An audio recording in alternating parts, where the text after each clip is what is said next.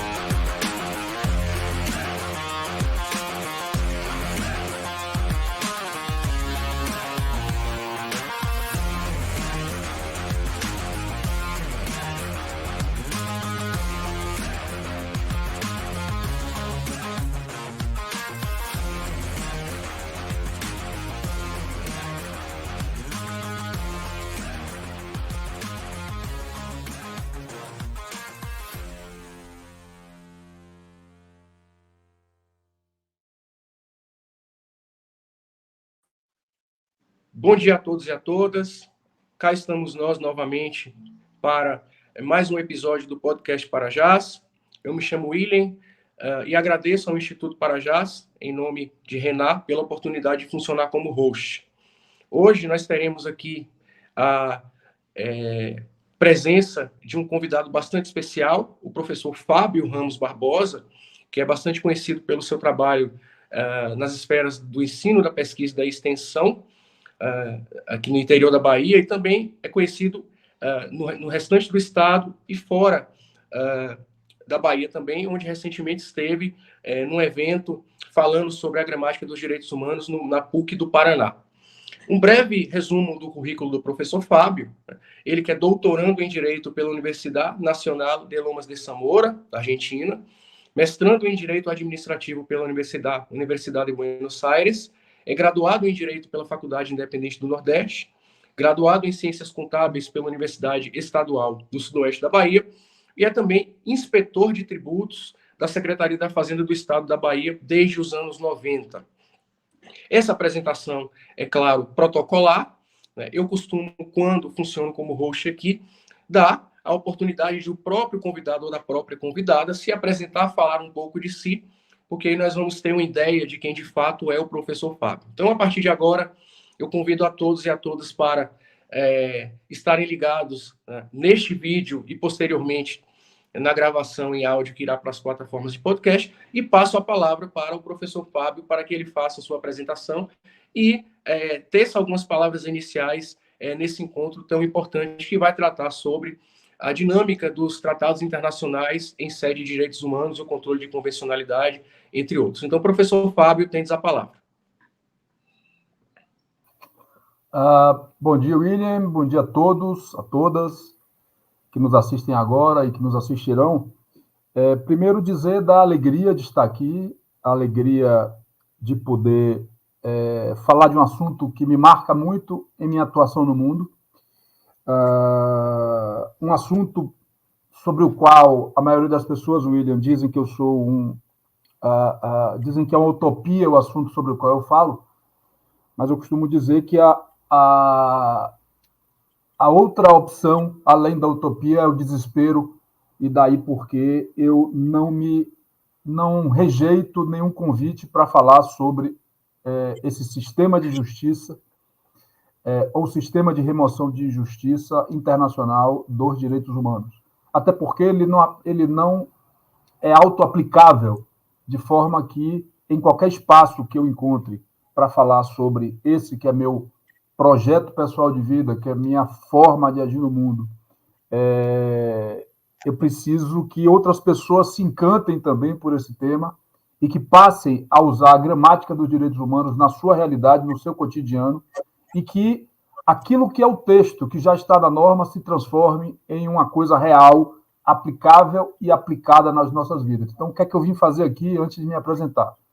Para ser bem honesto com todo mundo que está assistindo a gente, eu vim minerar interlocutores. Eu vim, como eu vou em qualquer lugar, no mês passado, você sabe que eu estava no Paraná fazendo isso, atrair pessoas, encantar pessoas para que elas passem a utilizar a gramática dos direitos humanos no seu cotidiano e, ao usar a gramática de direitos humanos no seu cotidiano, aplique-as como forma não só alternativa, mas complementar de remoção de injustiças nessa vida da gente. Sobre a gente se apresentar sempre é uma questão muito difícil, né? Falar sobre a gente. Eu sou soteropolitano, geralmente quem nasce em Salvador, além de gostar de dizer que é baiano, gosta de dizer que é soteropolitano, que é de Salvador. Então, eu sou nascido em Salvador, na capital baiana, e moro aqui nessa aprazível cidade que você conhece tão bem, que é a cidade de Vitória da Conquista. Hoje nós estamos com um clima aqui bastante tendente mais ao frio do que ao calor. Aqueles que não são da Bahia, que vão nos assistir, acham que na Bahia só faz calor, mas nós temos cidades na Bahia, como Vitória da Conquista e outras cidades, por exemplo, da Chapada Diamantina, que não é anormal termos temperaturas de menos de 10 graus. Então, hoje não está nesse nível de menos de 10 graus, mas estamos hoje aqui por volta de uns 19, 20 graus, o que é uma temperatura bastante aprazível aqui nessa cidade que me acolheu e que eu desenvolvo minhas atividades profissionais, tanto na área pública, né? Já que eu sou agente público há mais de 33 anos. O William eu não sei se o William me acompanha no Twitter, mas no Instagram ele me acompanha, e de vez em quando eu boto lá quantos dias faltam para me aposentar, e é isso mesmo, eu estou contando os dias para me aposentar e aposentar do serviço público, da docência, eu quero crer que não. Além de ser servidor público e atuar na Secretaria da Fazenda, como coordenador de fiscalização tributária aqui no sul, sudoeste, oeste da Bahia, eu sou professor, eu sou docente, somos todos aqui alunos, mas eu sou docente, eu ministro aulas de graduação. Hoje, eu tenho um histórico de ministrar direito constitucional, direito administrativo e direito tributário.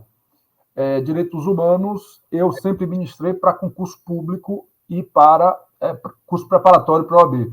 Hoje, já há 4 anos que eu sou professor de Direitos Humanos da instituição que eu dou aula aqui em Vitória da Conquista, a Faculdade Independente do Nordeste, e estou tendo a oportunidade, William, de desenvolver, de colocar na prática exatamente aquilo que eu acredito em direitos humanos, que é você construir uma realidade diferente daquela que nos é imposta.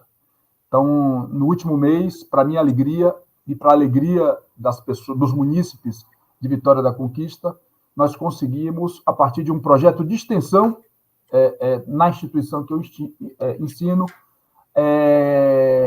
aprovar uma lei na Câmara de Vereadores de Vitória da Conquista e depois sancionada pela prefeita de Vitória da Conquista, que trata de população vulnerável, que trata da mulher que tem o mal do câncer de colo de útero, né? Então, fizemos um projeto numa sala de aula, a equipe, extensão é isso, né? O aluno é o protagonista, o aluno construiu um projeto, esse projeto foi adotado por um vereador do município, esse projeto de uma sala de aula de alunos do 4º semestre, hoje é uma lei aqui na cidade que eu moro, e aí eu vou beber em Habermas, é a maior expressão de democracia quando o destinatário da norma influencia e chega ao ponto de ser autor da norma e que sobre ele vai ser aplicada. Então, eu estou num momento muito feliz de minha carreira enquanto professor, porque eu estou tendo a oportunidade de divulgar aquilo que eu acredito que pode ser uma imaginação de uma sociedade que queremos melhor, e direito a isso também, William, é muito a capacidade de imaginarmos algo mais adequado para a nossa vida e de podermos construir essa realidade, que é uma realidade dura, que se nos impõe. Uma outra coisa que eu gosto de falar sobre mim é que eu sou uma pessoa, um pré-idoso, segundo as nossas normas. Eu tenho 56 anos, vou fazer 57 agora em julho. Sou pai de 3 filhos, todos maduros, todos adultos. Um deles mora em Porto Alegre, está lá sofrendo as consequências daquela catástrofe que se abateu sobre Porto Alegre e demais cidades do Rio Grande do Sul. E tenho mais 2 filhos, também adultos, morando em Salvador, também são soteropolitanos. E minha principal característica, William, eu sei que você não vai gostar de ouvir isso, é que eu sou torcedor do Bahia. E ser torcedor do Bahia, quando a gente fala que é torcedor do Bahia, para aqueles que não entendem, e aqui eu já gostaria de dizer a vocês, para aqueles que estão rindo, que assim como o ofício dos capoeiristas, assim como o ofício das baianas de Acarajé, a torcida do Bahia é, aspas, tombada. Significa dizer que o nome correto jurídico é registrada, é um registro, uma espécie de tombamento de um bem imaterial. Então, a torcida do Bahia, ela não sei se o William sabia disso, tombada enquanto elemento cultural do nosso Estado. E quando eu falo que sou torcedor do Bahia, em qualquer lugar, eu já deixo bem claro para meus interlocutores que eu estou acostumado a sofrimento. Então, pode me testar à vontade, pode me testar sem preocupação, porque de sofrimento eu entendo. O Bahia me dá muitas alegrias, mas também me dá muito sofrimento. Mas é isso que eu queria falar sobre mim. Então, agradeço a oportunidade, William. Nós nos conhecemos de rede social, apesar de você ser daqui de Vitória da Conquista, se não me engano. Mas temos vários amigos em comum e as redes sociais também servem para isso, né? Para a gente se aproximar de pessoas que passam o seu tempo na Terra tentando transformar isso aqui em algo melhor. Eu costumo dizer que eu me aproximo muito do estoicismo, no sentido de que eu gosto de dedicar meu tempo a coisas que realmente valem a pena. Aqui, embaixo do meu nome, está minha rede social, para aqueles que quiserem me dar a honra de acompanhar esse trajeto, não só acadêmico, não só profissional, mas me conhecer como pessoas, porque, como o William falou, quando a gente é apresentado pelo Lattes, parece que não tem uma pessoa do outro lado. Eu sou uma pessoa como qualquer outra pessoa, com minhas inconstâncias, minhas irracionalidades, minhas incongruências, mas buscando sempre transformar isso tudo numa construção de um mundo melhor para a gente poder viver. É isso aí, meu amigo.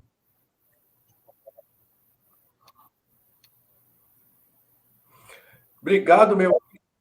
Então, olha só, eu tenho alguns comentários para fazer aqui, já que isso aqui é um bate-bola. Eu imagino a sua preocupação com seu filho lá em Porto Alegre. Eu estava em Canoas até novembro e eu estou vivenciando uma situação muito difícil porque eu fiz muitos amigos em Porto Alegre, região ali, e inclusive tenho notícias, eu tenho acompanhado notícias de colegas que perderam lá no doutorado, que perderam tudo.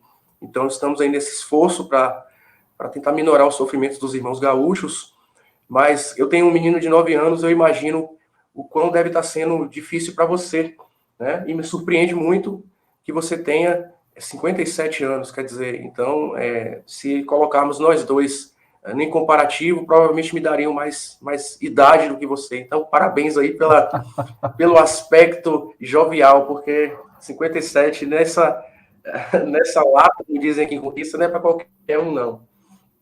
Fábio, eu sou da mesma opinião que você. Meu orientador, ele costuma dizer, o Luigi Ferraioli, que é um autor que a gente trabalha bastante, trabalhou no mestrado, costuma dizer o seguinte: a utopia de hoje é a realidade de amanhã.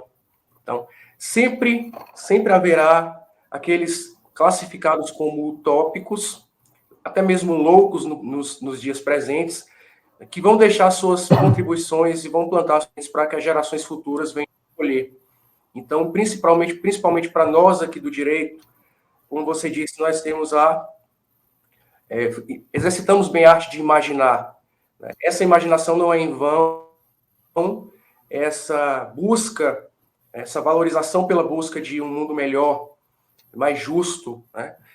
Em que as leis representem de fato a vontade das pessoas e que acolham as pessoas mais vulneráveis, essa realidade ela tem que ser perseguida, porque se nós nos tornarmos céticos, realistas demais, o mundo, ele que já tem um caminho aí complicado a seguir nos próximos anos, séculos, o mundo ele vai se tornar insuportável. Então, a utopia é a chave também para nós vivermos uma vida com mais sentido do que apenas passarmos aqui pela Terra sem deixarmos uma marca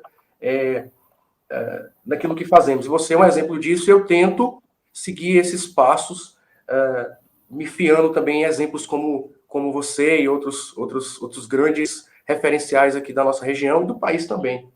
Torcedor do Bahia, o professor Fábio, eu não vou chamar de professor, que aqui é papo de podcast, é Lito Fabão aqui. Eu sou torcedor do Vitória, né? Então nós temos uma pequena divergência em relação a essa questão aí, futebolística, mas a dupla Bavi aqui, eu diria que a torcida do Bahia realmente é tombada, né? Não tenho problema em dizer que a torcida do Bahia tem as suas qualidades, mas eu diria que o Bavi é tombado, deveria ser patrimônio histórico da humanidade, porque temos uma rivalidade saudável, não o que se vê de violência nos Bavis, claro que existe, porque onde há ser humano a violência, mas não chega nem perto de outros clássicos aí Brasil afora. E de modo que eu tenho até em relação aos jogos de torcida única. Mas vamos aqui voltar para nosso foco, que é ouvir o professor Fábio. Eu estou aqui apenas como mediador. Gente, ele faz uma pesquisa muito interessante que se relaciona aos tratados internacionais de direitos humanos. Essa questão da utopia, né, ela é fundamental para nós pensarmos um mundo melhor. E nós, do direito, exercitamos bem a utopia enquanto imaginação. Mas já dizia o próprio Ferraioli, o Luiz Ferraioli, que sem utopia, né, não existe transformação de realidade, e a história mostra isso. Todo o pensamento aparentemente inaplicável ou louco, evidentemente todo pensamento com bom fundamento, ele representa uma semente para gerações futuras, e pessoas como você, e eu tento seguir na mesma trilha, nós buscamos isso, disseminar essas ideias, formar novos também adeptos, para que possamos dar a nossa contribuição para um mundo melhor. Então, nesse contexto, os tratados internacionais, que são tema do nosso bate-papo aqui, são fundamentais, né? Tratados internacionais que são institutos que vieram à tona com muita força após a Segunda Grande Guerra Mundial, né? Depois de toda aquela tragédia das duas guerras e, sobretudo, do nazismo, né? O constitucionalismo jurídico se afirma, cria-se a ONU, né? E os países, a comunidade internacional, pelo menos em teoria, através da ONU e de outras instituições transnacionais, né, passam a tentar mediar a paz no mundo e a garantir, ou pelo menos tentar garantir, a diminuição das desigualdades e a aplicação, efetividade dos direitos humanos. Mas aqui, como quem entende muito bem disso é você, eu te passo a palavra e faço a pergunta: por que nós precisamos falar sobre direitos humanos no plano internacional e sobre tratados internacionais no espectro dos direitos humanos? Tens a palavra, meu querido. Falar da importância dos direitos humanos, eu quero crer que seja o primeiro passo, né? Pesquisadores que somos, a gente tem que deixar bem claro por que a gente está falando isso, né? Qual é a relevância desse tema, para que as pessoas que nos ouvem, elas possam também ser contagiadas por essa gramática dos direitos humanos. Mas como você falou na transformação, imagina que, ao ler a Declaração Universal de Direitos Humanos, que foi feita a partir da barbárie da Segunda Grande Guerra, ou seja, que se o mundo que fez gerar aquela circunstância da Segunda Grande Guerra não fosse abolido, ou tentado ser abolido, o amanhã de todos seria esperado que acontecesse tudo aquilo novamente. Então, é a imaginação. Então, quando a Declaração Universal dos Direitos Humanos ela fala que todos são iguais, e a gente tem um antecedente disso para falar, ela não vira a chave e, a partir daquele momento, todo mundo já passa a ser igual. Quando ela fala que qualquer externalidade deve ser deixada de lado, já que todos somos pertencentes à família humana, todos somos iguais, numa perspectiva de reconhecer no outro o igual e na perspectiva de que não existem sujeitos matáveis, sujeitos sem lugar no mundo, isso não é uma virada de chave, não é a partir do momento da Declaração Universal de Direitos Humanos de 48 que isso acontece. É preciso que esse texto ele ganhe efetividade e aplicabilidade. Então, a busca de realização desse ideal, desse aspas, desejo utópico, é que nos move. Então, eu repito, a alternativa à utopia é o desespero. Eu queria deixar bem claro aqui, amigo William, que é o seguinte, isso aqui, eventos como esse, eventos dessa natureza, palestras, podcasts, que não são eventos regulares, eles não são aulas, né? Então, minha pretensão aqui não é fazer uma apresentação como se fosse uma aula de direitos humanos, porque não é essa a ideia, não é a isso que nos propomos. Eu vou fazer aqui uma contextualização para que a gente possa entrar no tema da importância dos direitos humanos, mas simplesmente para dizer que os direitos humanos, eles não são um dado. Os direitos humanos, eles têm uma história, né? A sua própria história. Os direitos humanos, eles vêm a marcar um processo, e esse processo não é linear, significa dizer que ele tem avanços e recuos, de construção de um projeto de universo, de mundo, onde todos possam viver em situação de igualdade. Então, falar de direitos humanos, assim, bem rapidamente, é falar daquilo que aconteceu, como você bem disse, William, a partir da Segunda Grande Guerra. Eu vou fazer um retrocesso um pouco para contextualizar, obviamente, para não parecer que a Declaração Universal de Direitos Humanos de 48, lá com seus 30 artigos, é um raio que cai no céu azul. A Declaração Universal de Direitos Humanos, os direitos humanos, eles vêm materializar espaços de luta. Luta por quê? Luta pela dignidade da pessoa humana, pela dignidade humana. A dignidade humana, que a gente ouve tanto na faculdade, é dizer que o homem não é a desinstrumentalização do homem. O homem é um fim em si mesmo, ele não é um instrumento de satisfação de algo. Então, direitos humanos, falar em dignidade da pessoa humana é falar de processos normativos, processos jurídicos, processos sociais, processos políticos, processos culturais, processos de ação, de luta emancipatória, que buscavam a proteção exatamente da dignidade e a prevenção, prever ao sofrimento humano. Os direitos humanos, eu sempre gosto de dizer isso, William, eles celebram um determinado idioma, o idioma da alteridade, como eu disse há pouco, enxergar no outro um igual em consideração, um igual em respeito. E estudar direitos humanos é estudar o conteúdo das convenções, das declarações, tratados internacionais sobre o tema. Aliás, como você bem disse, antecipou, entender e compreender o constitucionalismo e o Estado democrático, pensando o constitucionalismo e o Estado democrático, relacionando isso ao limite de intervenção estatal na esfera individual, já revela a importância de estudar direitos humanos. Também o constitucionalismo social, sobre o qual a gente pode falar mais à frente. Mas pensando numa concepção contemporânea de direitos humanos, e aqui, repito, não é querendo dar aula para vocês, porque sobre esse tema vocês já viram na faculdade, é querendo pensar para quando a gente chegar, quando eu for falar por que agora é importante estudar direitos humanos, vocês entenderem melhor. Então, a Declaração Universal de Direitos Humanos ela tem um contexto. Ela é antecedida de algumas declarações liberais e de uma declaração bastante social. 2 declarações liberais, com visão liberal, de cidadania, focado ali na liberdade, na propriedade, na segurança, na resistência à opressão, que são as declarações de 1776 e 1789, a Declaração de Direitos do Bom Povo da Virgínia, a Declaração de Direitos do Homem e do Cidadão, e também antecede a Declaração Universal dos Direitos Humanos, a Declaração dos Direitos do Povo Trabalhador e Explorado, lá de 1918, esse povo trabalhador explorado, povo russo, com foco na justiça social, no combate à opressão, no combate à exploração econômica e também no fim da propriedade privada dos meios de produção. A partir dessa herança, dessas declarações antecedentes, a Declaração Universal de Direitos Humanos ela vai emergir como uma reação à barbárie totalitária.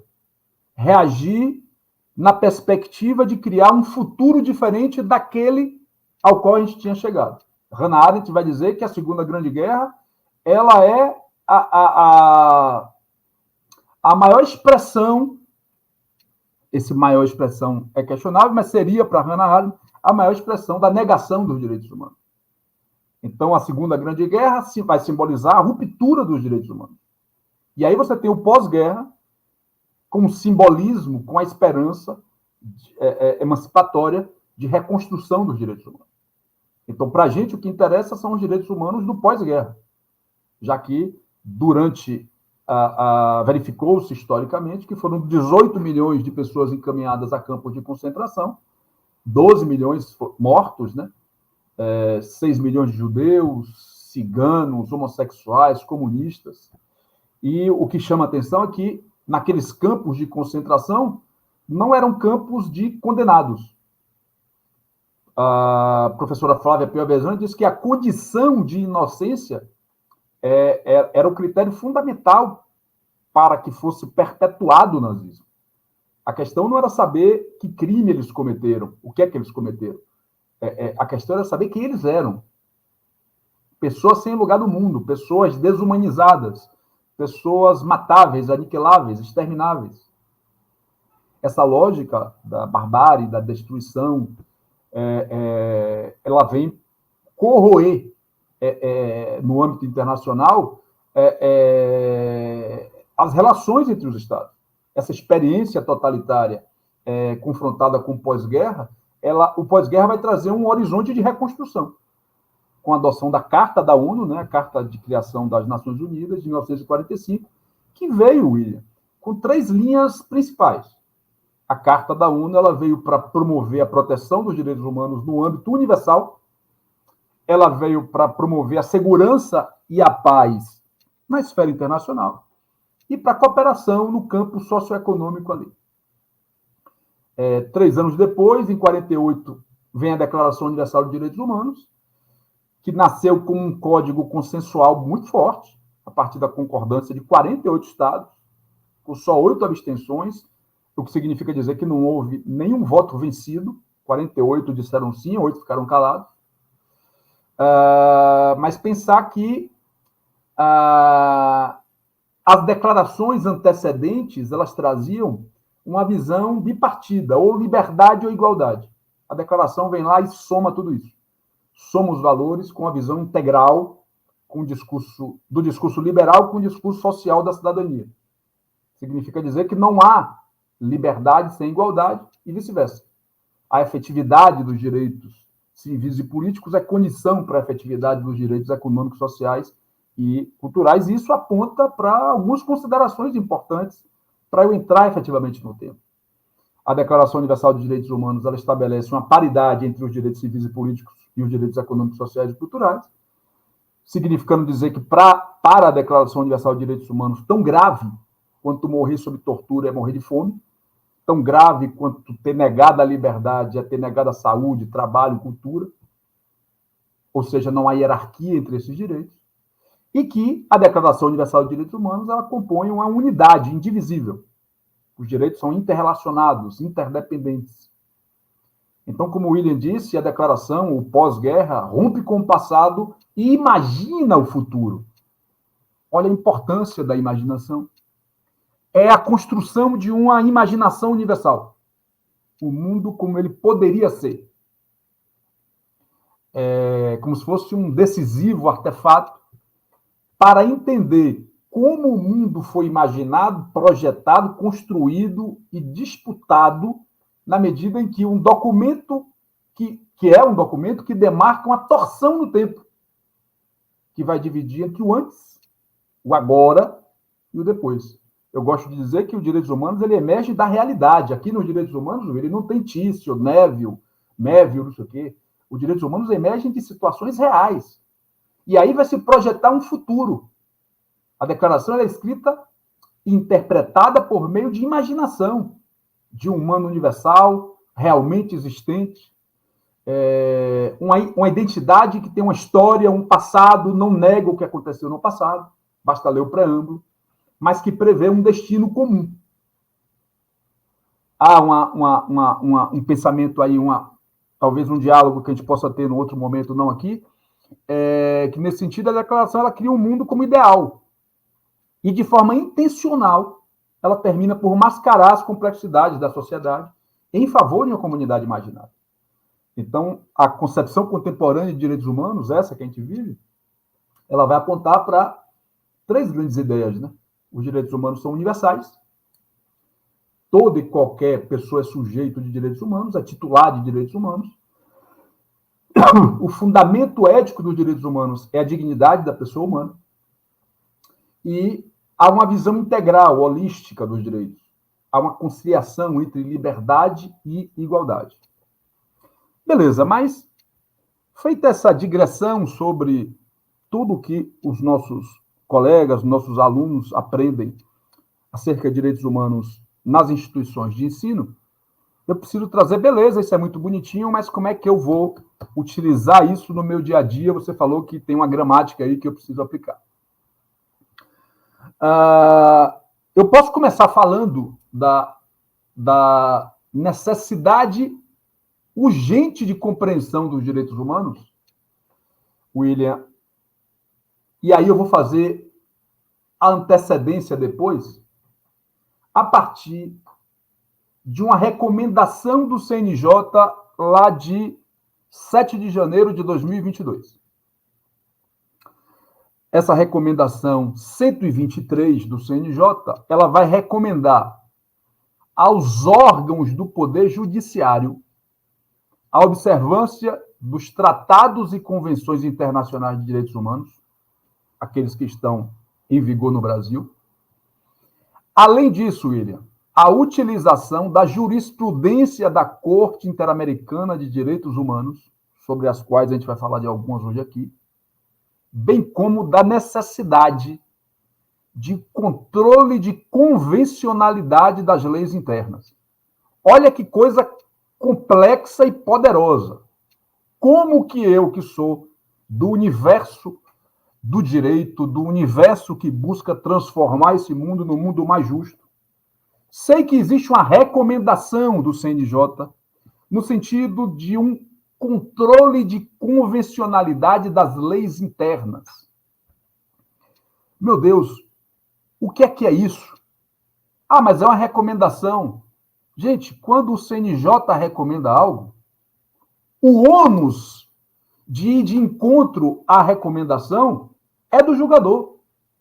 Toda vez que ele não levar em consideração uma norma pré-estabelecida num Tratado Internacional de Direitos Humanos, ou uma jurisprudência da Corte, e pense comigo, William, não é jurisprudência da Corte somente em relação aos casos que envolvem o Brasil. É jurisprudência da Corte em relação e esse aspecto, eu fiz uma anotação aqui interessante, esse modelo da Corte, sobre o qual a gente vai falar mais tarde, é um modelo que é para além da casuística, é para além dos casos que envolvem cada situação de cada país. O modelo adotado pela Corte Interamericana de Direitos Humanos, ele é mais estruturante, ele é mais próximo ali do common law, ele vai criar grandes precedentes que precisam ser observados pelos Estados. Então, desconhecer os julgamentos da Corte hoje é você abrir mão de fontes do direito que você pode utilizar na defesa que você vai fazer dos interesses daqueles que lhe procuram, seja profissionalmente enquanto advogado, seja academicamente. Então, eu não tenho mais o direito de desconhecer a jurisprudência da Corte, eu não tenho mais a possibilidade de desconhecer os tratados e convenções internacionais, porque a recomendação do Conselho Nacional de Justiça é no sentido de que os juízes observem e realizem de forma necessária o controle de convencionalidade das leis internas. Eu vou repetir o número da recomendação para não ficar parecendo que eu estou criando aqui. Recomendação 123, de 7 de janeiro de 2022. Essa recomendação ainda manda priorizar os julgamentos de processos que estão em tramitação relativos às reparações. de quando o Brasil foi responsabilizado por violar tratados internacionais de direitos humanos, violar direitos humanos. Essa recomendação, para quem tiver curiosidade, e eu espero que sejam vários, ela tem um preâmbulo que ele é avassalador. Ele já vai demonstrar um caminho que foi seguido até chegar nessa recomendação. Eu vou fazer a leitura do preâmbulo daqui a pouquinho. Não bastasse isso, meu caríssimo William, eu tenho... Deixa eu ver a anotação que eu fiz aqui para a gente. Eu tenho... Rapidinho. Participar desse tipo de evento, a gente precisa se organizar. Eu tenho a resolução 423 de 2021 do CNJ, Conselho Nacional de Justiça. Eu tenho a resolução 185 de 2021 do Conselho Superior da Defensoria Pública da União, que introduzem o direito antidiscriminatório dos concursos públicos. Olha aí a importância de eu estudar direitos humanos. Não bastasse isso, eu vou olhar aqui numa página da internet que eu reservei para a gente, eu tenho um caso submetido à Corte Interamericana de Direitos Humanos que envolve Márcia Barbosa, que foi assassinada por um político da Paraíba, e em virtude dessa condenação que o Brasil sofreu, o nome correto não é condenação, né? É responsabilização, mas vamos utilizar o termo mais comumente utilizado pela mídia e tudo mais. O Conselho Nacional de Justiça, ele publica um protocolo de julgamento com perspectiva de gênero em 2023, que é a resolução 492 de 2023, após, desde 2022, ele ter, o Conselho Nacional de Justiça, editado a recomendação 128 de 2022, ou seja, após a recomendação 128 de 2022, houve a resolução do CNJ 492 de 2023, exatamente por conta do Brasil ter sido condenado, após a condenação, nesse caso, de Márcia Barbosa de Souza e outros versus Brasil, criando um protocolo para julgamento com perspectiva de gênero. Olha a potência disso, William. Aos juízes, hoje, é imposto que ele adote um protocolo para julgamento com perspectiva de gênero.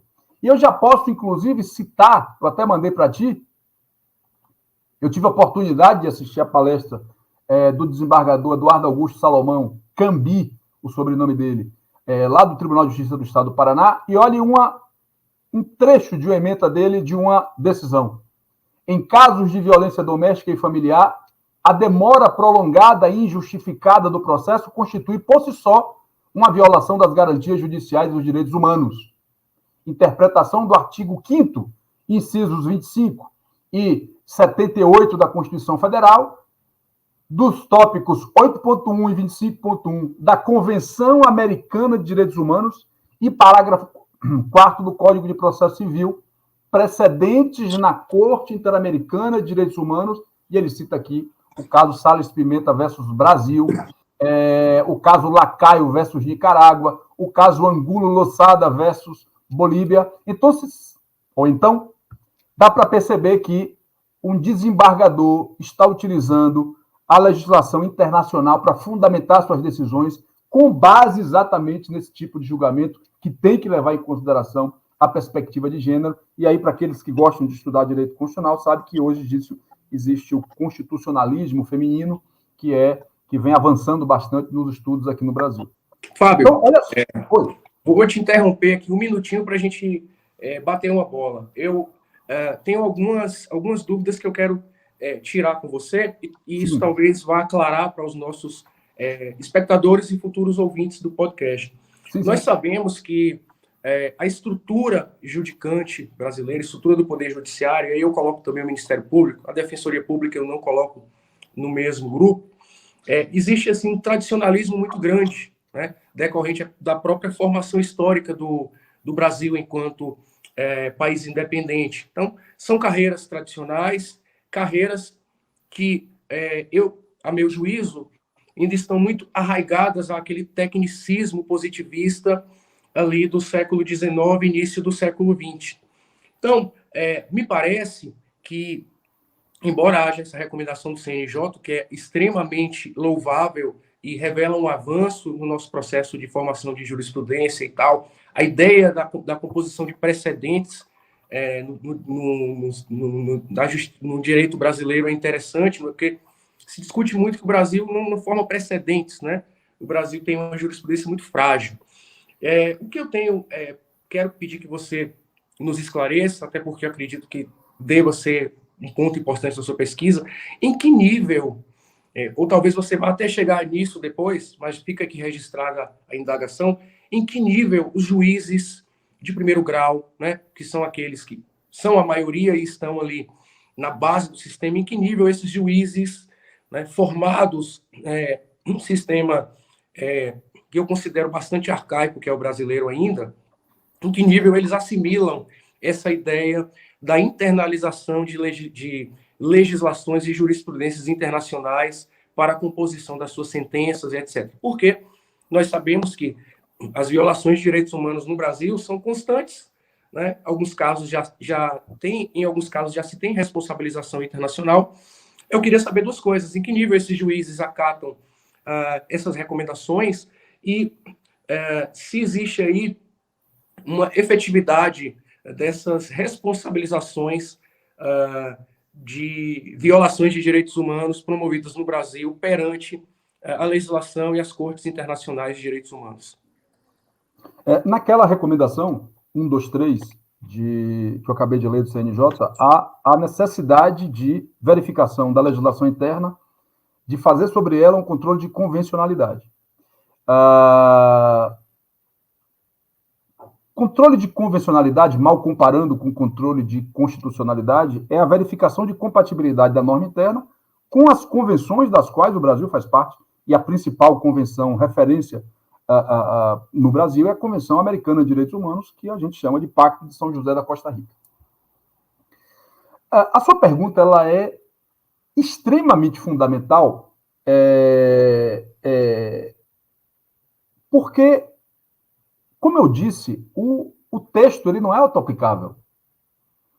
A recomendação não se aplica por conta própria.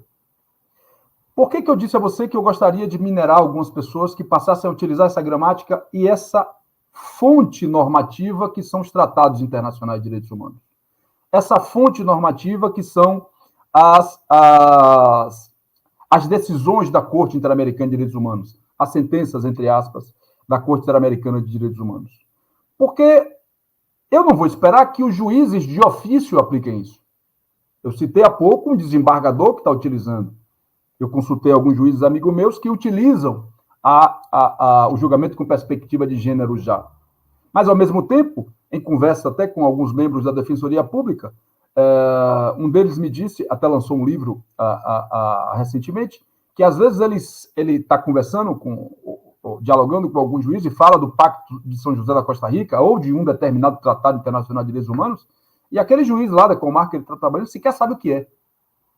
Só que, como eu disse, no momento que você tem uma recomendação no CNJ nesse sentido, e você, que tem conhecimento dessa recomendação e tem aprofundamento teórico e prático no estudo dos direitos humanos, das decisões da Corte Interamericana de Direitos Humanos, dos tratados internacionais dos quais o Brasil faz parte, você que vai provocar o juiz em não utilizando aquela norma que o Brasil é obrigado a cumprir, porque os tratados internacionais de direitos humanos são normas vinculantes, e as decisões da Corte, como a gente acabou de ver na resolução, também passam a ser vinculantes, até porque há uma previsão no Pacto de São José da Costa Rica ou na Convenção Americana de Direitos Humanos, de que os Estados se obrigam a cumprir as decisões da Corte, significando dizer que nós é que temos que provocar. E aí, o ônus de argumentar e de não utilizar a norma passa a ser do juiz.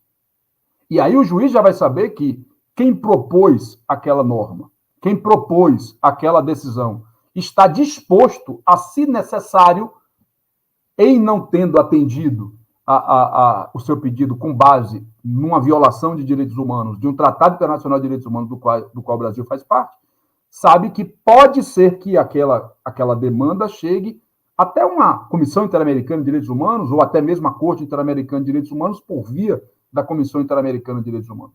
Então, provocar essa transformação da nossa jurisprudência, essa transformação na lógica dos nossos juízes em utilizar essas que são fontes jurídicas, gente. E aqui há que se falar no diálogo das fontes. Eu não tenho só as fontes positivadas, como o William disse. Eu passo a ter novas fontes positivadas. Então, mesmo os juízes, aqueles que, obviamente que a gente tem várias escalas de positivistas, mas mesmo aqueles juízes mais radicais no sentido de aplicação da norma, a partir da letra fria da lei, eles também existem essas novas fontes positivas de direito ao qual o Brasil se submete. Basta lembrar que 4 tratados internacionais de direitos humanos hoje se equivalem à Constituição, estão lá para serem utilizados como controle de constitucionalidade.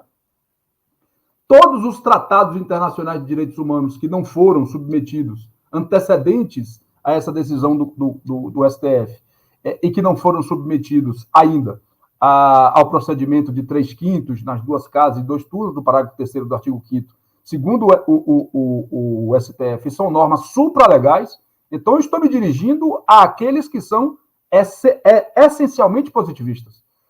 O STF já afirmou de que os tratados internacionais de direitos humanos são normas supralegais. Significa dizer que elas estão hierarquicamente superiores às nossas leis, por exemplo.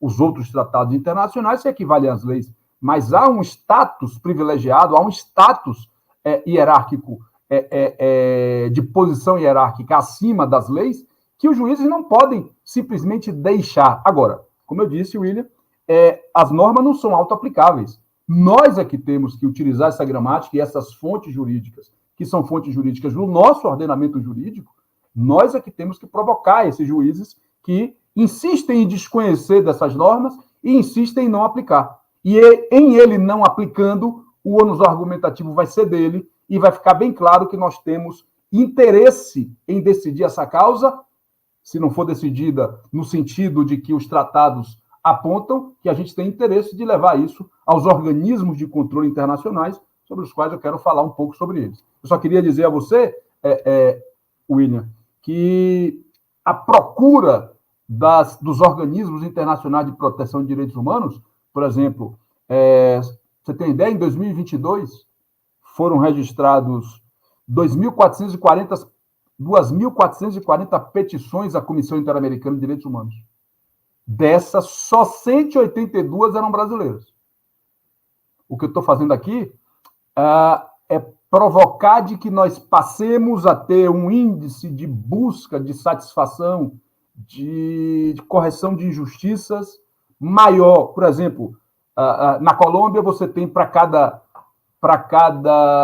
queixa, uma queixa para cada 82 mil habitantes. Aqui no Brasil, uma queixa, uma petição para cada 1.140.000 habitantes em 2022. Na Argentina, que tem uma cultura de direitos humanos maior do que a nossa, uma queixa é para cada 315 mil habitantes. Repito, aqui no Brasil, uma queixa é para cada 1.140.000 habitantes.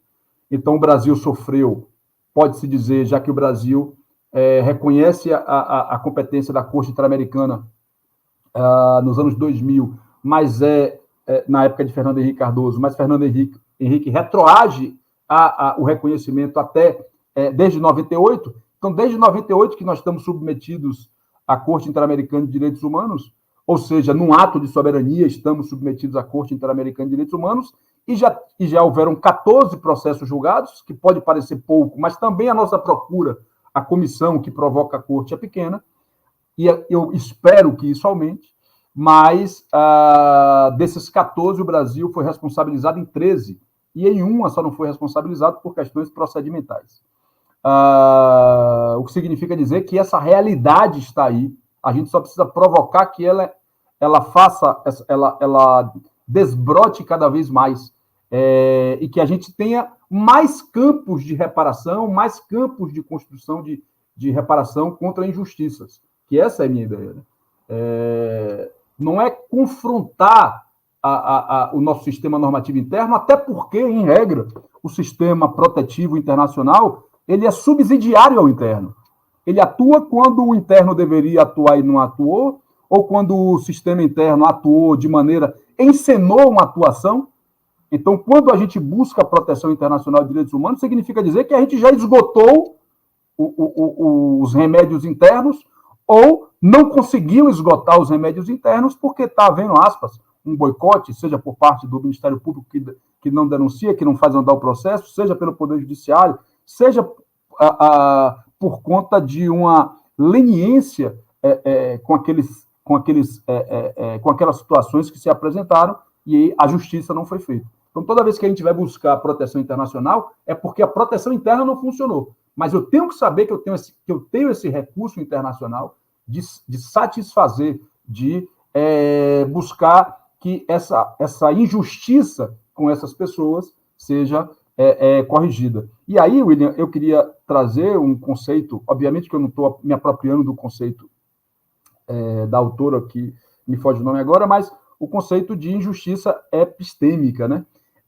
No sentido de que, se você não sabe desses direitos, se você não é dada a oportunidade dessas pessoas terem acesso a esse tipo de possibilidade de reparação, a injustiça já está sendo feita, porque sequer essas pessoas sabem, essas que estão sendo vítimas de violação de direitos humanos, sequer essas pessoas sabem que tem essa possibilidade de reparação real no sistema internacional, ou seja, é uma espécie de duplo controle, o controle no Brasil, que se não se efetivar, eu tenho a possibilidade de um outro controle fora do Brasil, e que ao não saber, ao não ser proposto, ao não ser utilizado, você termina sonegando dessas pessoas a possibilidade de ter uma justiça reparada, seja no nosso sistema interno, seja no nosso sistema internacional de direitos humanos. Inclusive, esse desconhecimento geral, né, inclusive atinge pessoas teoricamente estudadas, com instrução, né? Mas você falou um conceito interessante da injustiça epistêmica, e esse conceito ele deriva de uma realidade que, principalmente nós, povos colonizados, vivenciamos desde os princípios ali da modernidade, da colonização, em que se estabelece, além da colonização violenta, da catequização católica e etc., o fenômeno do epistemicídio, né, que é justamente matar as manifestações de nós, né, povos colonizados, né, classificados como subseres humanos e racializados e hierarquizados. Então, eu imagino que esse processo histórico, né, você falou aí sobre o desenvolvimento dos direitos humanos, nada nos foi dado, tudo foi conquistado quando se estuda o progresso da concessão desses direitos, desde os direitos individuais lá, negativos, até hoje, o que nós temos de direitos humanos. Muita gente morreu, muito sangue correu, e esse processo de conscientização de que, sobretudo nós, né, os povos do sul global, devemos cobrar a efetivação desses direitos humanos, porque fomos nós que sempre sofremos com o processo de invasão, de pilhagem e de eliminação mesmo das nossas manifestações, né? Um exemplo mais claro disso, a gente pode trazer a análise para o campo religioso, as religiões de matriz africana que sofrem aqui em nossa cidade e no Brasil como um todo, inclusive vai ser o tema da minha pesquisa e do doutorado. Então, a injustiça epistêmica é fruto também de um epistemicídio histórico que nos foi imposto, né? E essa dinâmica dos direitos humanos, essas estruturas das quais você está falando, são fundamentais para que as pessoas tenham consciência de que, para além do direito interno, nós temos também instâncias superiores e que estão avançando, né, Fábio? Você acha que essas instâncias, como a Corte Interamericana e outras, têm avançado nesse propósito de efetivar os direitos humanos e também de, certamente, controlar essas violações, né? Pelo menos tentar punir essas violações nos países internamente? Sim. Eu queria aproveitar, eu não viria aqui num programa com a sua presença para não falar de princípios, né? Aí seria um absurdo não falar do tema sobre o qual você tem um domínio muito maior do que o meu. E a gente sabe que, por exemplo, quando a gente estuda, eu estou com a minha Constituição aqui, essa Constituição eu acho belíssima, né? Ela é Valfrido Varde, Rafael Valim, Jorge Zabud, a capa, ela fala assim, arroz e feijão. Pena que ela não está atualizada até as últimas emendas, mas eu faço questão de sempre utilizar essa Constituição belíssima nossa que a gente tem. E toda vez que a gente abre aqui o título dos direitos e deveres individuais e coletivos, quando a gente vai estudar aquilo que a Constituição chama de direitos fundamentais, a gente sabe que alguns autores chamam esses direitos fundamentais, apontam ele como sendo princípios normativos, né? Princípios no sentido de normas de grau máximo de juridicidade, ou seja, possuem uma juridicidade potencializada.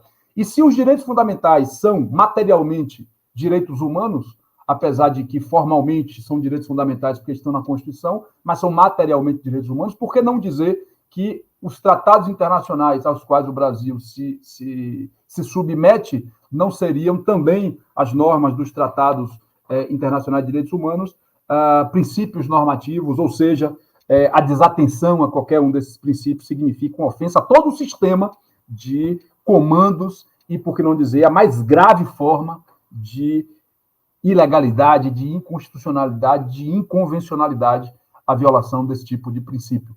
Então, eu falo assim de maneira apaixonada porque eu acho que é esse o sentido de a gente aprender coisas novas que tem o poder de não só...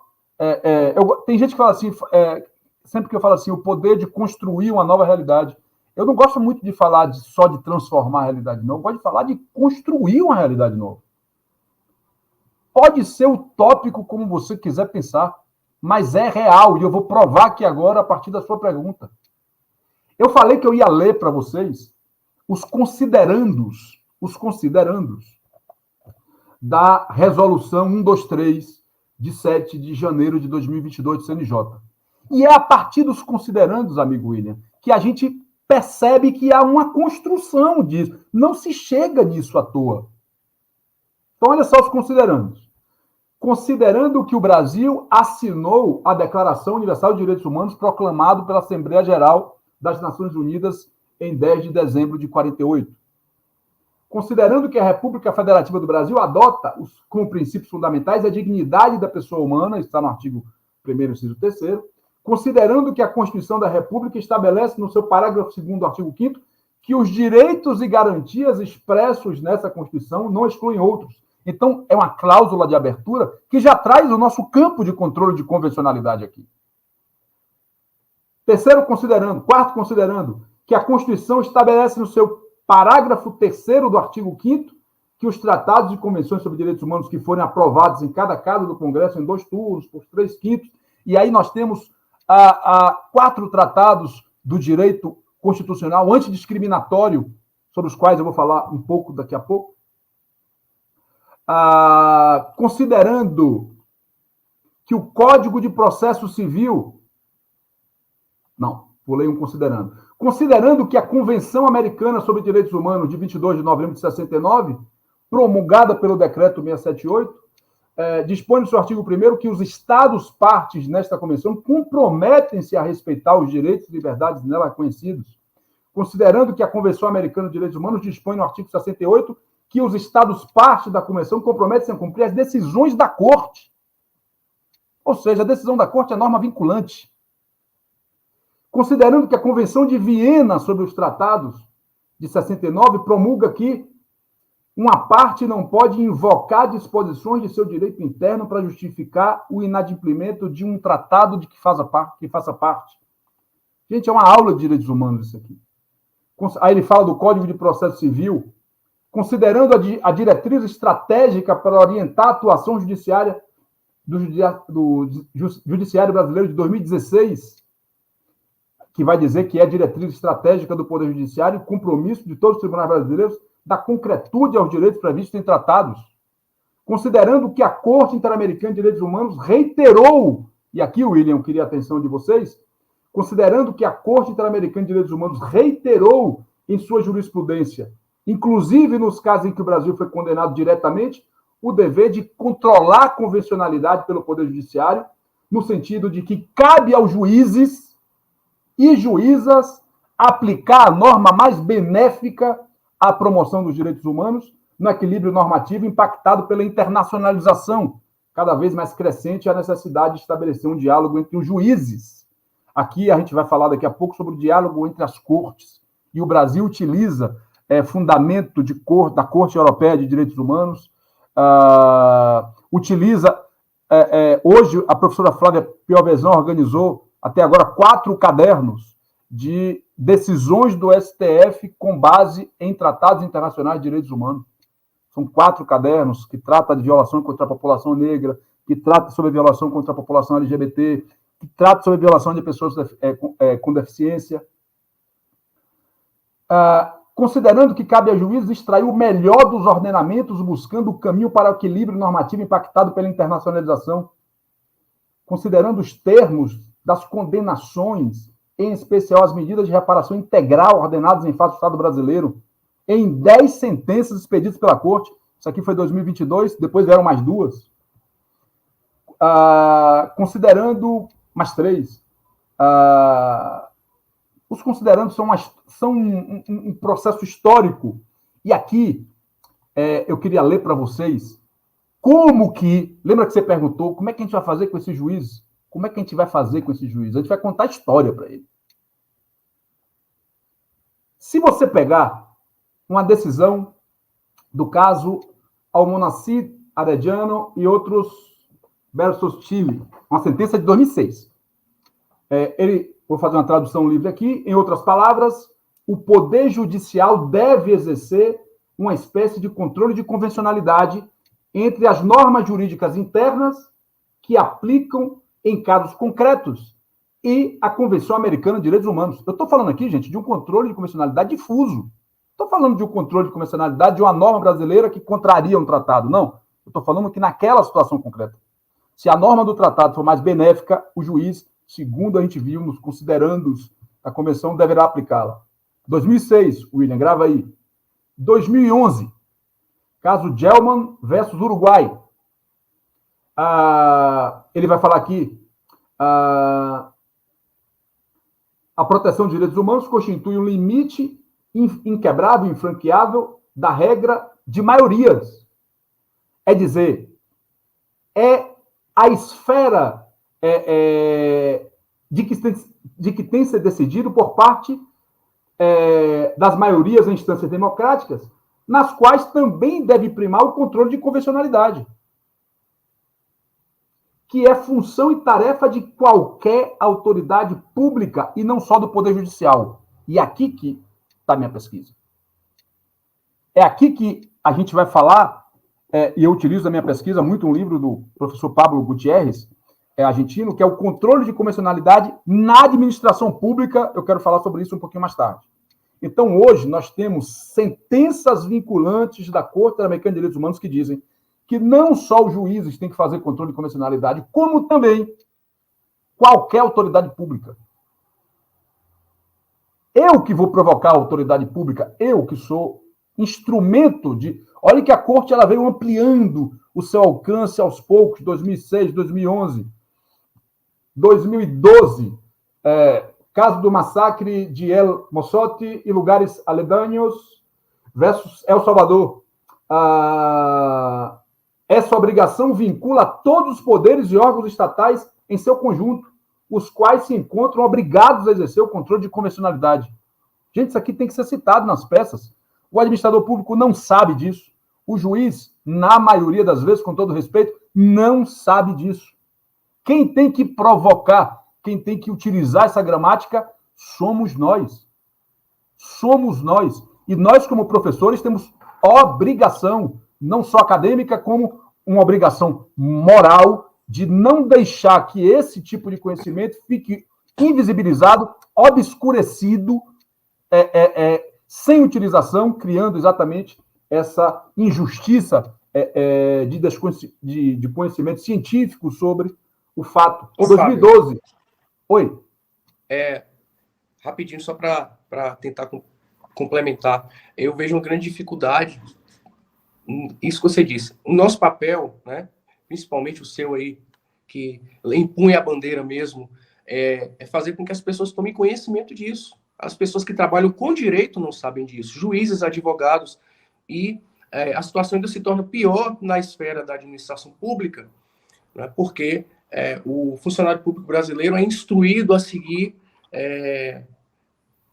instrumentos normativos internos da administração, né? Normas infralegais. Então, existe uma dificuldade até de conexão do caso concreto com a Constituição e com a legislação ordinária. quem dirá com uma norma de caráter internacional. Então, esse processo que se dá perante os juízes e os integrantes da administração pública é o que o Lênio Streck vai chamar de... Quer dizer, o nosso papel, né, enquanto bem, eu ainda estou no doutorado, não tô lecionando, mas você como um professor experiente, o nosso papel é fazer o chamado constrangimento epistemológico. Né? É mostrar para essas pessoas que isso existe e que cada vez mais vai ficar ruim se não for observado.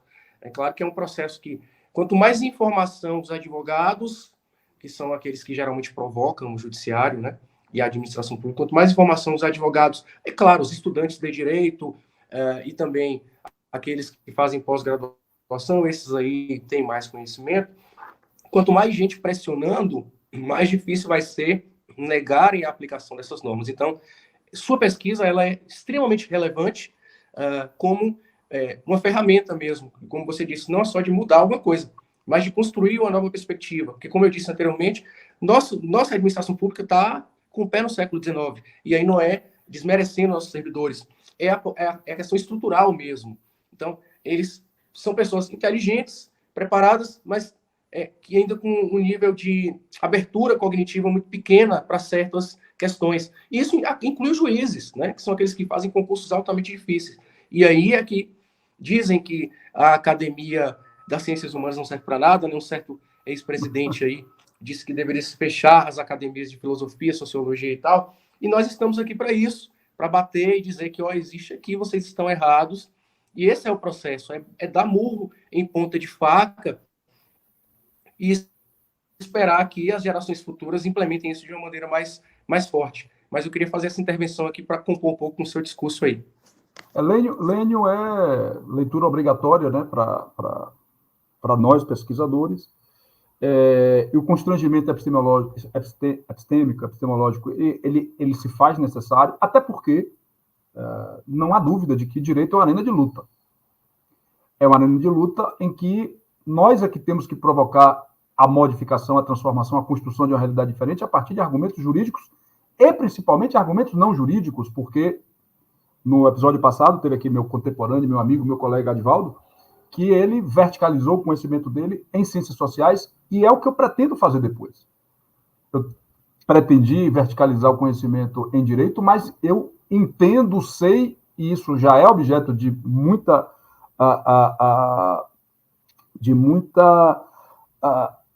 incômodo interno, perceber que a gente dá não é credibilidade, muita importância a esse instrumento que é o direito e pouca importância a outros instrumentos que são não complementares, mas essenciais para a construção de um argumento seguro e irrefutável. Mas, meu amigo William, quando você fala assim, mais você que já é professor, nós, enquanto acadêmicos, enquanto profissionais da área, a gente tem que avançar esses sistemas de justiça em todos os espaços e oportunidades. É por isso que eu estou aqui.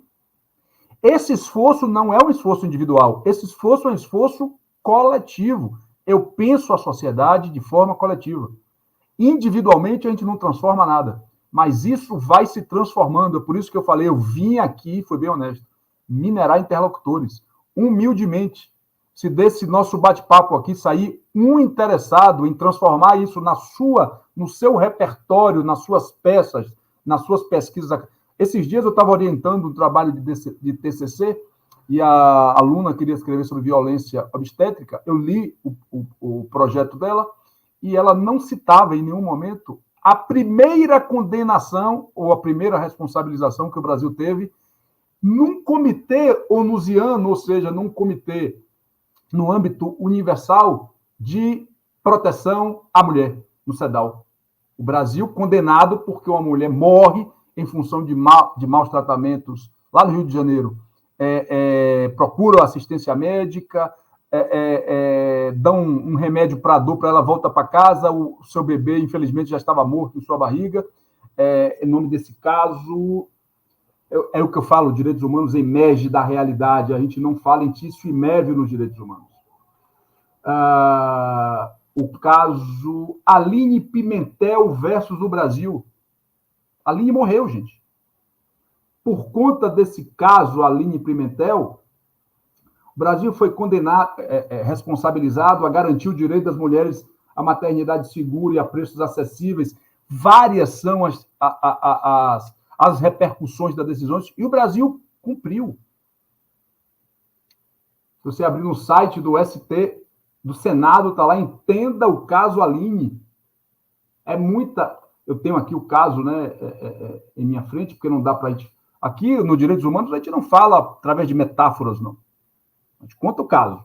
Sempre é um caso fulano. É nome de gente, não é número, igual como a gente tem a tendência aqui no Brasil. Recurso extraordinário, não sei quanto, número.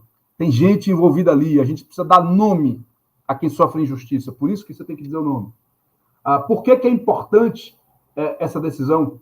É o primeiro caso sobre mortalidade materna decidido por um órgão internacional de direitos humanos. Primeiro, foi logo contra o Brasil. Há que dizer que o Brasil foi responsabilizado num órgão internacional do âmbito onusiano, no âmbito da ONU, foi. Primeiro foi isso. 2000 e... eu anotei aqui. A gente estudante, né? A gente tem que anotar tudo, gente. Não dá para ficar confiando na memória para falar em grupo, não. 2000 e...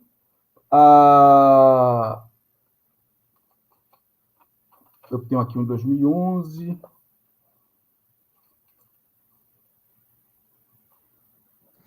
Se preocupe, não é assim mesmo, não é?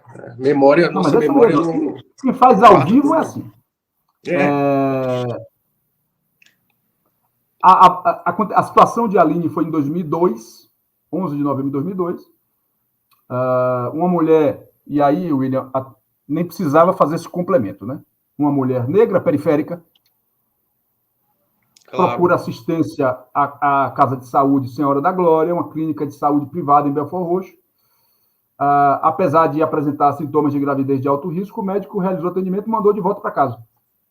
Os sintomas se agravam, 2 dias depois ela retorna à clínica, os médicos não conseguiram detectar os batimentos cardíacos fetais, seu parto foi induzido 6 horas depois, resultado disso tudo, que 21 horas depois ela morre. Isso foi em 2002. Em 2013, 10 anos depois, o juiz de primeira instância do Rio de Janeiro deu provimento à ação, concedendo danos morais de uma pensão. Contudo, a decisão não reconheceu a responsabilidade direta do Estado pela assistência à saúde. Olha a demora, é um simulacro de que a justiça brasileira está funcionando. E aí, procura-se pelo não funcionamento, e em 2011... o Comitê CEDAW emitiu sua decisão e declarou o Estado brasileiro responsável pelas violações do artigo 2º-C, acesso à justiça, 2º-E, obrigação do Estado de regulamentar atividades. Tem casos para contar ao juiz, para mostrar, o Brasil foi condenado, o Brasil cumpriu, indenizou a família. Voltando para aquela leitura de como a gente chegou aqui. Eu parei em 2012, né? 2013, de novo, porque lá na corte, William, existe a corte, ela vai supervisionando o cumprimento da sentença. Ela não encerra a sua atuação jurisdicional na sentença, ela continua supervisionando. Naquele caso, Gelman versus Uruguai,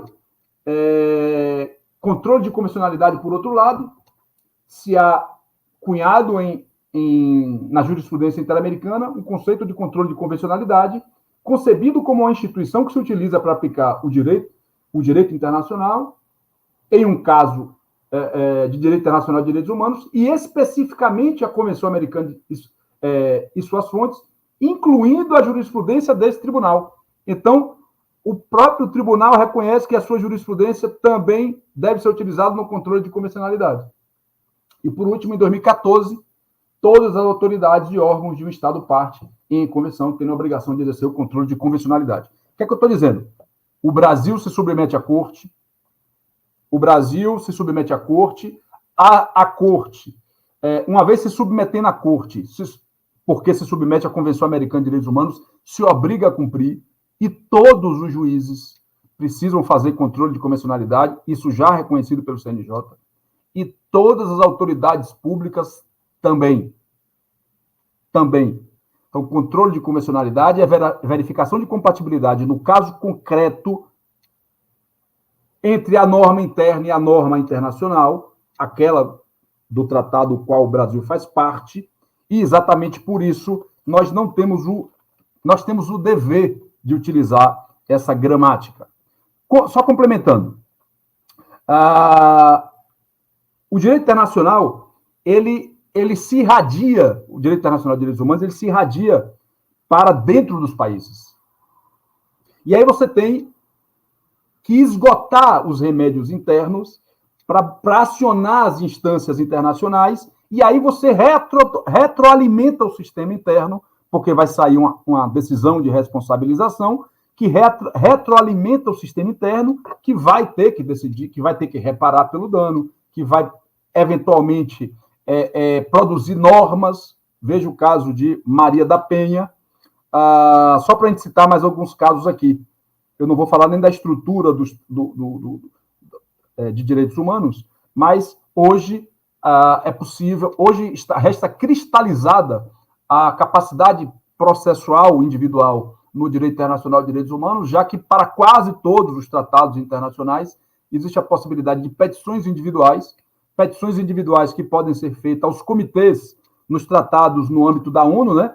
Eu tenho um comitê para eliminação de discriminação racial, comitê para eliminação de discriminação contra a mulher, comitê de direitos econômicos, comitê de direitos humanos, comitê contra a tortura, comitê de direitos da criança, comitê de trabalhadores migrantes, comitê dos direitos das pessoas com deficiência, comitê de desaparecimento forçado. Qualquer um de nós pode peticionar a esses comitês, essa comunicação vai para o comitê e os peritos do comitê vão avaliar e vão verificar se há violação de direitos humanos. E, num desses casos, acabamos de ver, o caso Aline, o Brasil foi responsabilizado. Além disso, além desse sistema internacional onusiano, no âmbito da ONU, eu tenho o sistema europeu, que tem a Corte Europeia de Direitos Humanos, que é um tribunal baseada na Convenção Europeia de Direitos Humanos, e essa corte, ela sempre provocou e provoca um profundo diálogo entre cortes internacionais e as cortes superiores dos Estados. O STF, como eu disse há pouco, ele costuma citar decisões como forma de justificar decisões aqui no Brasil da Corte Europeia de Direitos Humanos, que tem uma característica diferente da nossa, ela é mais no sentido de reparação patrimonial. A nossa Corte Interamericana, além da reparação patrimonial, tem outras reparações para que não aconteça mais aquela violação. Aí eu tenho o sistema interamericano, que eu tenho a Corte e a Comissão Interamericana de Direitos Humanos. Eu, indivíduo que cristalizei a minha capacidade processual internacional, eu posso peticionar, fazer uma comunicação, como eu disse, foram 140 e tanto em 2022, petições individuais, gente. Você, qualquer um pode peticionar, por internet, pelo site da comissão. Essa comissão, mal comparando, é como se fosse a Defensoria Pública, o Ministério Público. Você denuncia, eles vão apurar se houve violação e vão emitir um relatório, o relatório 50, indicando quais são as medidas que o Brasil deve adotar. Em o Brasil não adotando essas medidas, um outro relatório é feito e é possível fazer a denúncia à corte. Só quem provoca a corte é a comissão ou os estados. Então, a corte que julga os estados. A comissão avalia se há responsabilidade por parte do Estado e pode adotar medidas cautelares, pode recomendar ao Brasil algumas coisas que deveriam ser feitas. Nessa onda de recomendar, nós já tivemos a Lei Maria da Penha. A Lei Maria da Penha, a partir de um relatório feito pela Comissão Interamericana de Direitos Humanos em 2001, que inclusive indicou que o Brasil precisava criar uma legislação protetiva da mulher, e em 2001 houve a legislação, a Lei Maria da Penha protetiva da mulher, não só com base na Convenção Americana de Direitos Humanos, mas também em uma convenção do Belém do Pará, que tinha acontecido anteriormente, que tratava do conceito de violência contra a mulher. Então, a mulher submetida no ambiente doméstico, no ambiente dos afetos, no ambiente da família, ela está sujeita a uma série de medidas protetivas, olhando ali o artigo 5º, aquelas espécies de violências que tem ali. Outras medidas de proteção contra a mulher no ambiente eleitoral, no ambiente político, como houve durante o governo Bolsonaro a aprovação de uma lei, várias outras normas de proteção contra a mulher. Esse protocolo de utilização, utilizar o critério de gênero a partir principalmente daquele caso Mariana Ferrer, que foi um absurdo. Outro caso interessante, William, que foi para a comissão, não precisou ter julgamento. A comissão é um órgão político, não é um órgão jurídico, jurisdicional. É quase jurisdicional, mas não chega a ser. O caso José Pereira. José Pereira foge de uma fazenda que estava sendo induzido a trabalho escravo. Vários anos depois, ninguém tinha sido condenado, José Pereira não tinha sido indenizado.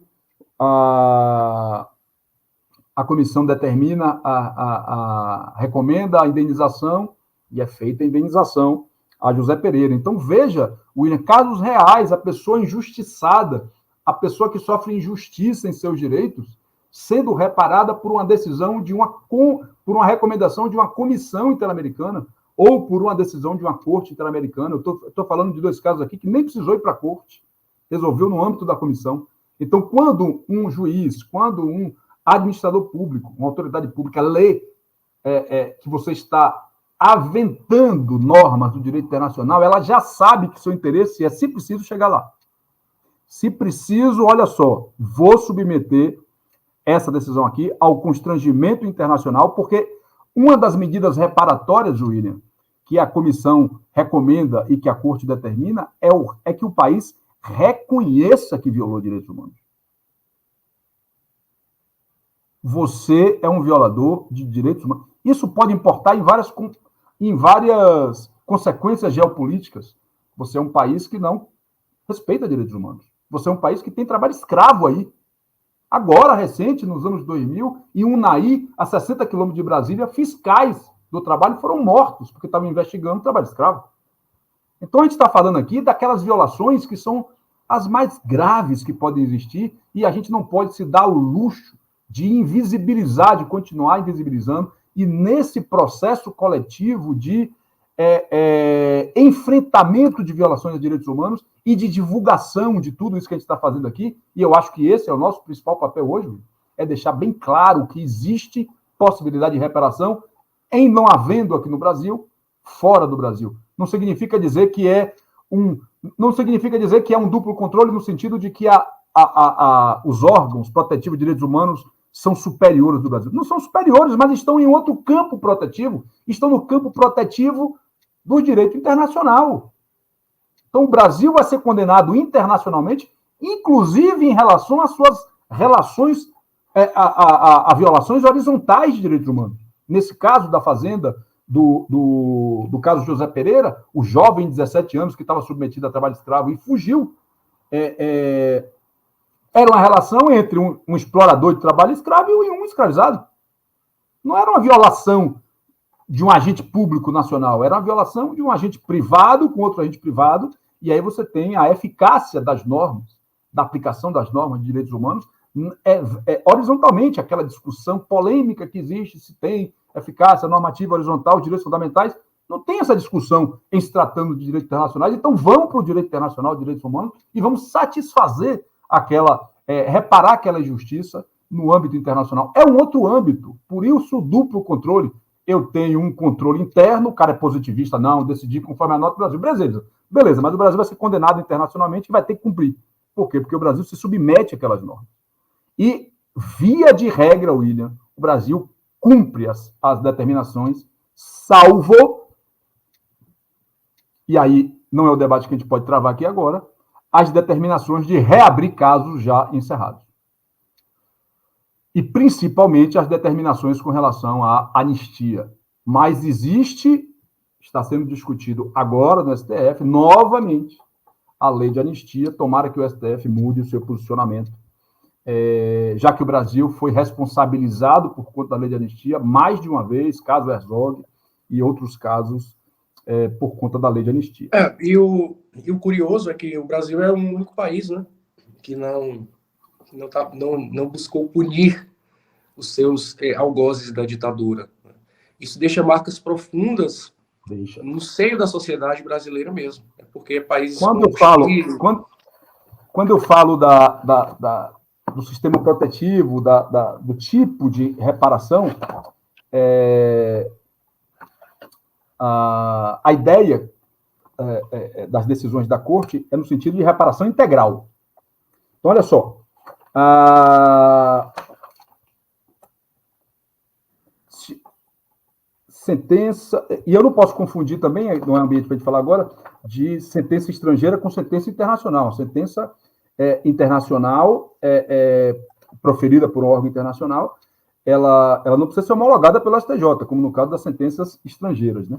Mas, por exemplo, eu tenho tipos de satisfação, né, de decisão satisfativa,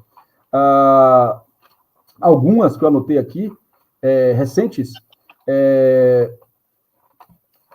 mas a obrigação de reparar, né, a obrigação de medida de reparação indenizatória às vítimas. Aliás, a grande preocupação dos órgãos protetivos internacionais é com a vítima. Divulgação da sentença, ou seja, reconhecer que violou. Reabertura do caso, essa o Brasil não tem cumprido. Reconhecimento público sobre a violação. Criação de grupos de trabalho para investigar violações. Criar espaços de memória para que não se esqueça, para que não aconteça de novo. Criar mecanismo que permita a reabertura do caso, mas isso realmente o Brasil não tem respeitado, mas, como eu disse, é um processo, né? Não respeitou até agora. Vamos ver como a Corte foi ampliando o seu campo de atuação aos poucos, como essa gramática começou a ser utilizada. Eu citei um desembargador do Paraná, ele, na palestra dele, disse que os debates são intensos exatamente porque aqueles que são positivistas naquela esfera mais radical se negam ao reconhecimento, mas isso é um processo de transformação que precisa ser provocado. Sim, ele não vai acontecer por seus próprios meios, não. Nós temos... Não é um processo puramente jurídico, né? É um processo que envolve outras esferas, relações de poder, e tudo isso tem que ser muito debatido e discutido. Fábio, a gente já está aqui com 1h33. Eu só queria falar rapidamente do meu trabalho. Isso. Vou pedir a você agora, por gentileza, que compartilhe conosco a sua pesquisa. Fale um pouquinho sobre o que você está estudando aí no seu mestrado, no seu doutorado, e como isso se correlaciona naturalmente com essa questão dos tratados internacionais e do controle de convencionalidade. Obviamente se relaciona, e aí nós queremos saber o que você está pesquisando aí, sobre o que você está escrevendo no momento aí nas suas pesquisas. A fase de créditos do meu mestrado já foi encerrada. Eu estou na fase de produção textual, você sabe como é difícil. E eu, quando escolhi fazer a minha ascensão acadêmica na Argentina, era exatamente com o propósito de fazer uma imersão em um país que tem uma realidade em relação aos direitos humanos bem diferente da nossa. A própria Constituição de 94 de 94 já traz um aspecto de colocar os tratados internacionais de direitos humanos numa estatura constitucional. Então, a ideia, a hierarquia das normas definidoras de direitos humanos lá, ela é estabelecida na Constituição. Com base nessa imersão em uma cultura jurídica um pouco diferente da nossa em relação ao tratamento de direitos humanos, eu fiz opção por fazer o meu mestrado em Direito Administrativo e, assim que eu terminei os créditos do mestrado, eu iniciei a fase de crédito do doutorado em Direito Público. Como o meu objeto de estudo, Direito Administrativo, eu aí fui me aproximando exatamente da necessidade das autoridades públicas não só os juízes, realizarem o controle de convencionalidade na administração pública. E exatamente por isso é que eu comecei a me interessar pelo processo administrativo fiscal. Eu trabalho com processo administrativo fiscal há 33 anos. Sobre o processo administrativo fiscal e o direito humano ao processo justo. E aí eu coloco 2 pontos. Aspas, aliás, parênteses, IM, fecha parênteses, parcialidade do julgador administrativo tributário. Então, o problema a resolver é, dentro da realidade brasileira, e aí eu vou tratar sobre a escolha, o processo de escolha dos julgadores de processos administrativos fiscais em geral no Brasil e em especial na Bahia, que é o estado onde eu trabalho na Secretaria da Fazenda, mas deixando esse estudo, que é uma relação entre a tributação e a sociedade, obviamente, ele não pode ser confundido, deixar isso bem claro aqui, com uma espécie de anti-estatismo, viu, William? A gente tem que ter muito cuidado quando faz críticas institucionais para que nosso discurso não caia na boca de uns loucos que tem por aí que se aproveitam de discursos descontextualizados para justificar o anti-estatismo. Eu não vim eu vim aqui falar no meu trabalho sobre a relação entre tributação e sociedade. Eu venho fazer críticas a partir dessa provocação do título ao modelo de escolha dos julgadores dos processos administrativos, no geral, e em especial dos processos administrativos tributários, não como um discurso anti-Estado ou antifiscal, muito pelo contrário, como garantia de que há que se ter um julgamento justo por juízes imparciais, ainda que seja um órgão administrativo. Não se pode desconsiderar que, em se tratando de um órgão de julgamento, todos aqueles direitos fundamentais e humanos relacionados ao devido processo judicial, não só judicial, mas o devido processo, não só formalmente, mas também substancialmente. Substancialmente é assegurado um devido processo legal, um processo julgado por um juiz imparcial, neutro ou pretensamente neutro, que esteja naquela posição de julgamento não para representar o Estado ou o contribuinte, mas por conta de suas capacidades pessoais e não como não é um órgão de representação, é um órgão de julgamento. Em sendo um órgão de julgamento, a forma de escolha dos seus membros não pode ser uma forma representativa. Esse é o problema, né? Ou pode, ou é assim que é bom. Então, meu trabalho, eu estou aqui com ele com o projeto, né? Obviamente que eu já introduzi muita coisa aqui, e eu coloco no projeto os fundamentos empíricos, a partir da nossa Carta de 88, a partir dos tratados internacionais de direitos humanos, principalmente do artigo 8º e do artigo 25 da Convenção Americana de Direitos Humanos. Eu preferi, até por uma questão ética e por eu trabalhar na Secretaria da Fazenda, não avaliar os julgados. Eu não vou fazer uma pesquisa acerca de julgados contraditórios, até porque julgados contraditórios existem em qualquer espécie de julgamentos, mas eu defendo o meu problema de investigação no sentido da resolução desse conflito de natureza tributária entre a administração tributária e o contribuinte. Então, eu falo sobre sociedade, sobre gente, sobre pessoas que o Estado chama para si, constitucionalmente, como instituidor de tributos, como tendo capacidade tributária de exigir o tributo, de cobrar o tributo, de julgar os processos que se transformam em contenciosos administrativos. Obviamente que a gente tem que fazer essa verificação. O problema é esse, de que restam assegurados todos esses direitos humanos fundamentais acerca do processo de julgamento, principalmente depois daquela situação no COAF, né, em que foram investigados várias situações de corrupção no Conselho Maior Federal de Julgamento de Processos Tributários. Então, é uma questão interessante, Fábio, vou fazendo os comentários que eu acho interessantes. A sociedade brasileira tende a ter uma antipatia e acredita que a tributação seja algo necessariamente ruim, né? Porque muitas vezes o Estado não devolve aquilo que é destinado a ele enquanto recurso, e isso por um processo histórico de formação do Estado, a corrupção, isso aí a gente não vai discutir aqui porque seria longo.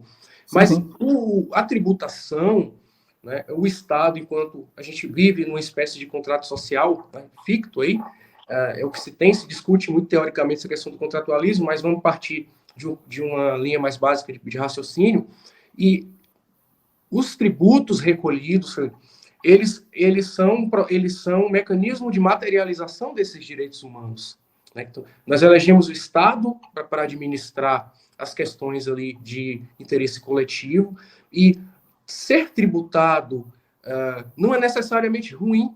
Isso implica, sim, obviamente, diretamente na nossa vida, e implica no processo de efetividade dos direitos humanos. Então, essa discussão sua, ela busca humanizar a discussão sobre tributação, né? Que até mesmo na faculdade, nas graduações, as pessoas falam, nossa, direito tributário é horrível, não gosto e tal.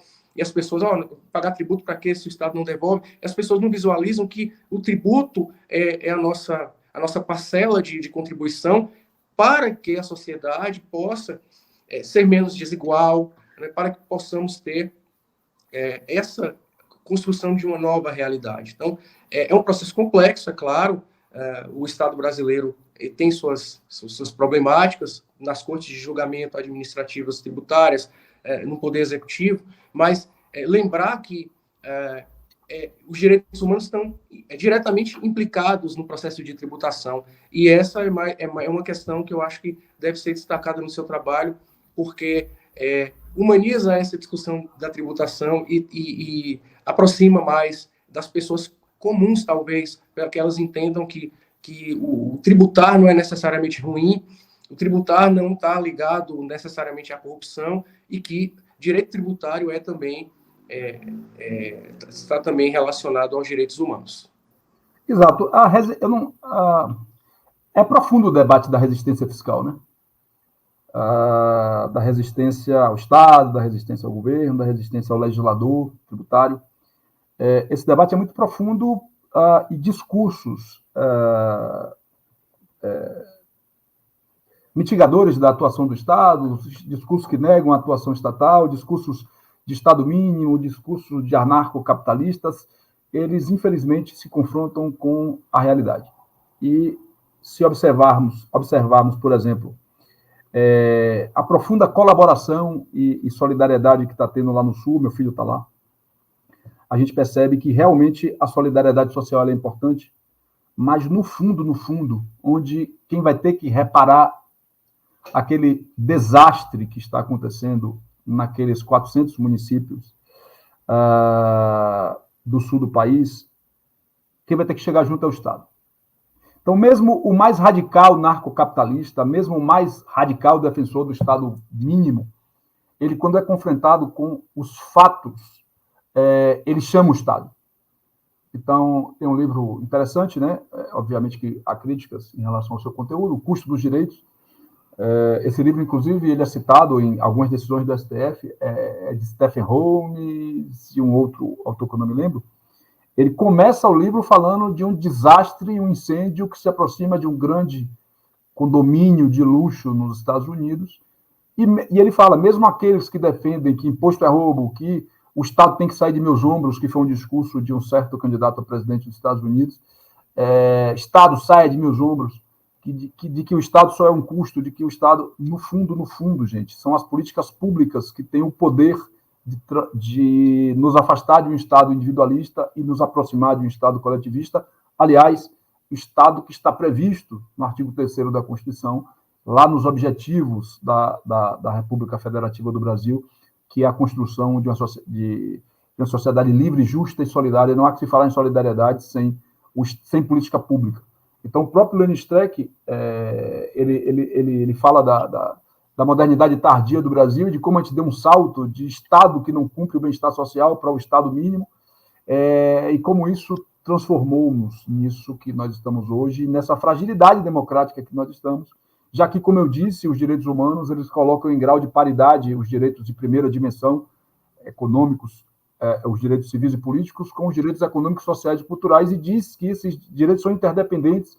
Eu só realizo um quando eu realizo o outro. Então, quando eu falo em cidadania, em democracia, isso não há nenhum entendimento do que seja cidadania e democracia para quem está passando fome, para quem não tem onde morar, para quem não tem emprego.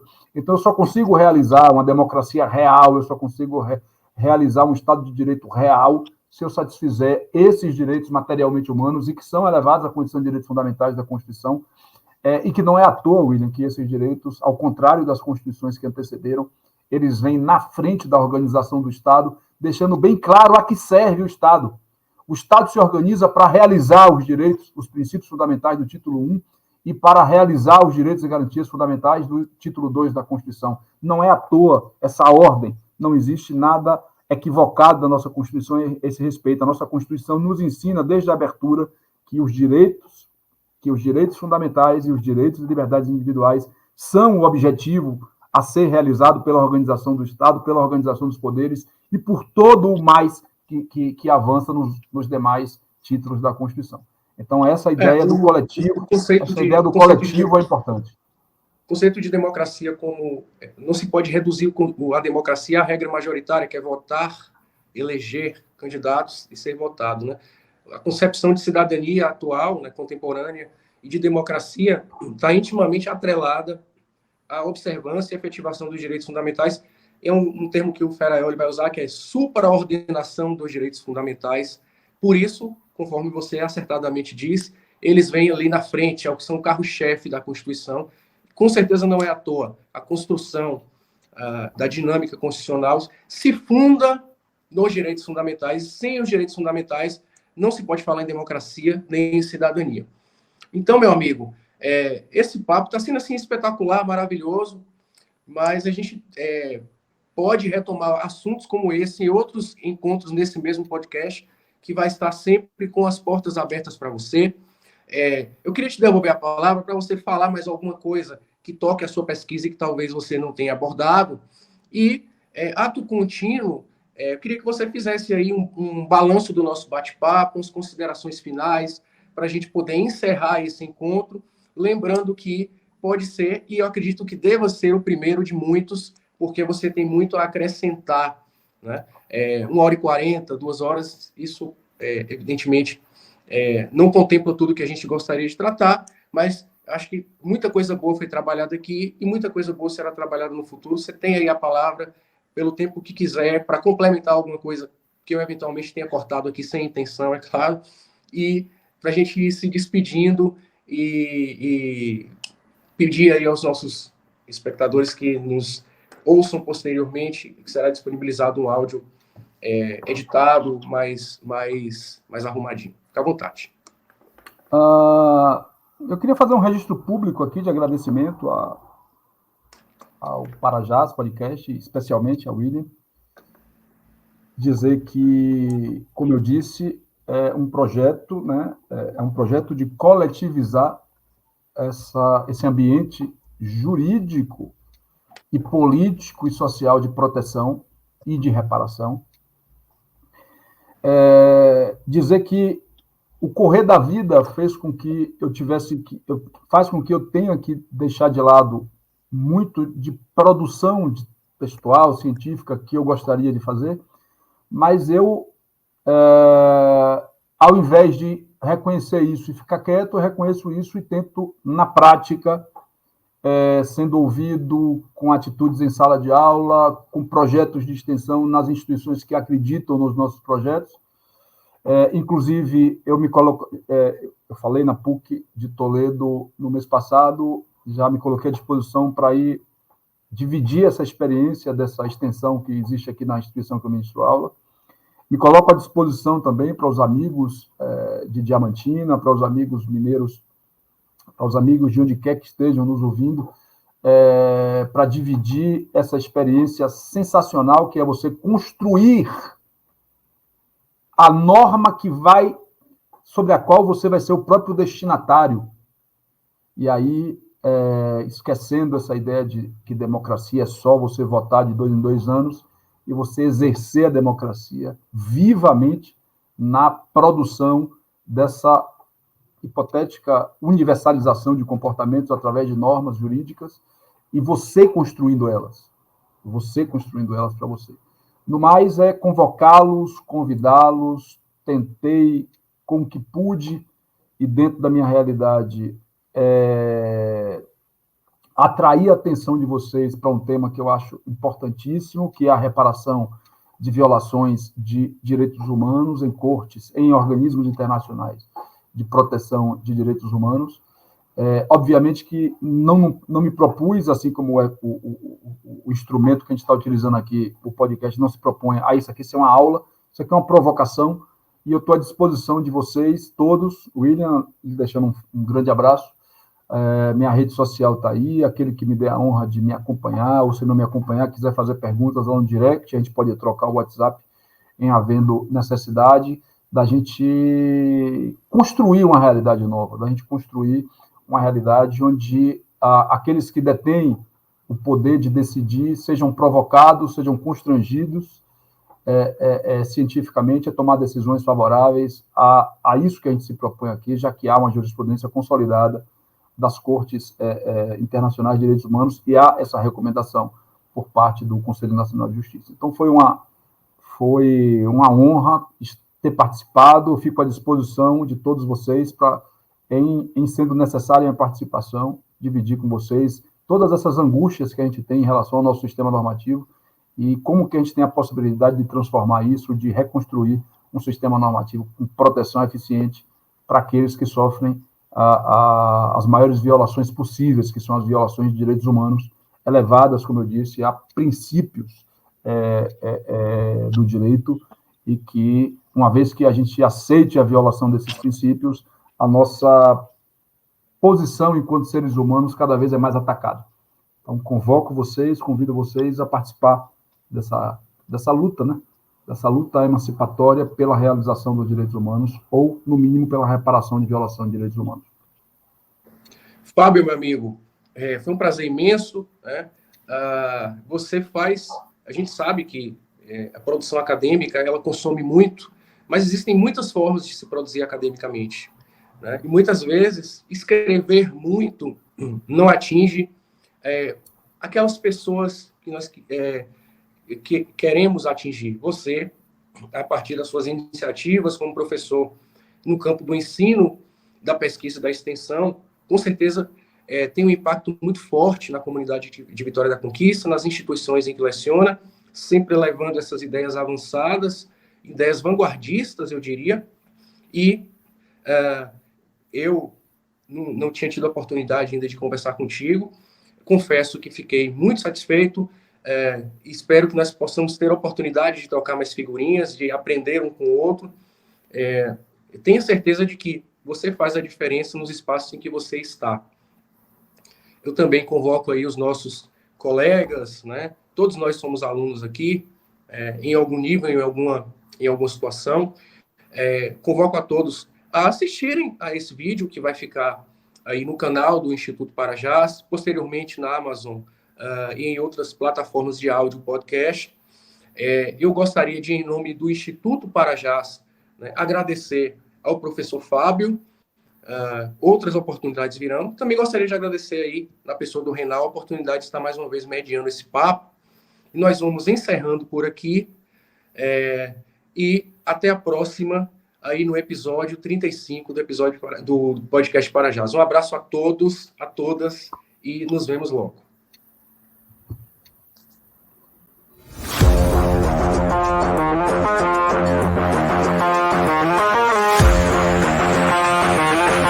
Parajás Podcast.